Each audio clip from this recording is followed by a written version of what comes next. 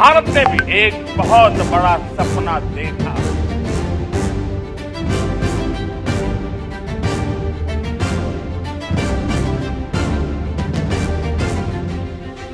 आज भारत ने भी एक बहुत बड़ा सपना देखा, दृढ़ संकल्प के साथ देखा है। नई ऊंचाइयों को छूने के लिए देखा है।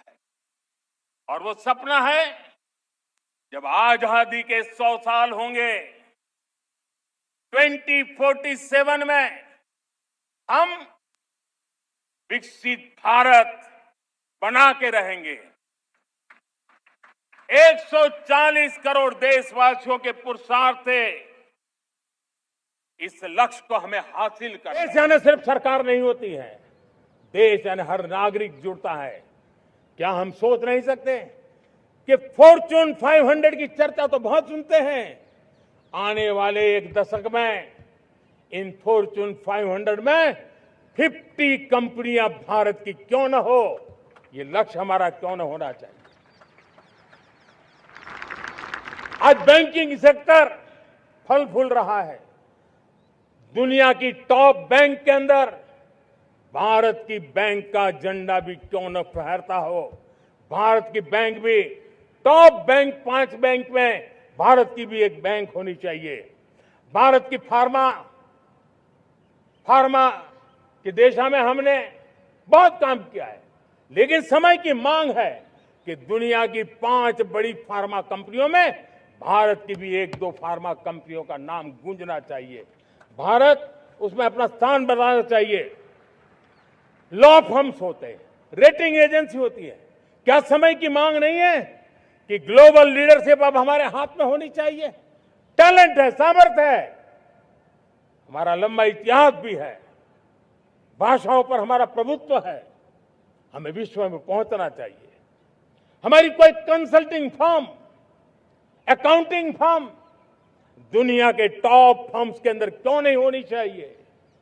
भारत की टेक्नोलॉजी कंपनियां दुनिया के अंदर सिरमौर हो, यह हमारा लक्ष्य होना चाहिए।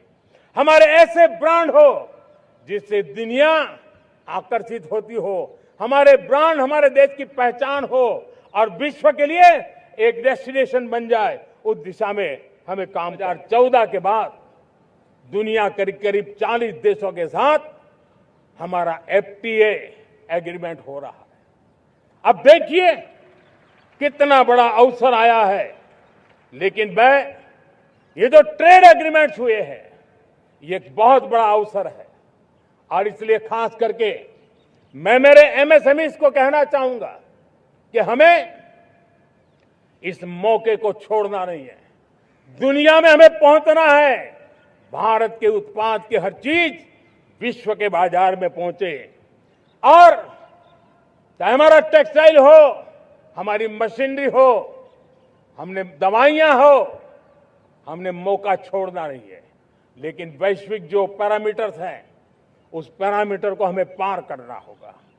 हमें दुनिया से जो मिलता है उसे अच्छा देना पड़ेगा, दुनिया में जो मिलता है उसे सस्ता देना पड़ेगा।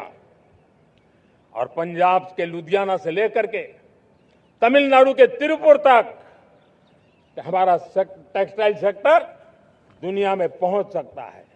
इतना ही नहीं, केरलम से लेकर के गुजरात और तमिलनाडु से लेकर के बंगाल, ये हमारा समुद्री तट, हमारे मछुआरे भाई बहन आज इस FTA के कारण हमारे श्रिप यानी झींगा, उसके एक्सपोर्ट की बहुत संभावना बनी है। हमारे सी फूड की दुनिया में पहुंच बनने की संभावना पड़ी हुई है। और इसलिए मैं चाहूंगा कि हम इस परिस्थिति का फायदा उठाते हुए, हम आगे चलते हुए हम इन कामों को पार करने के लिए प्रयास करें।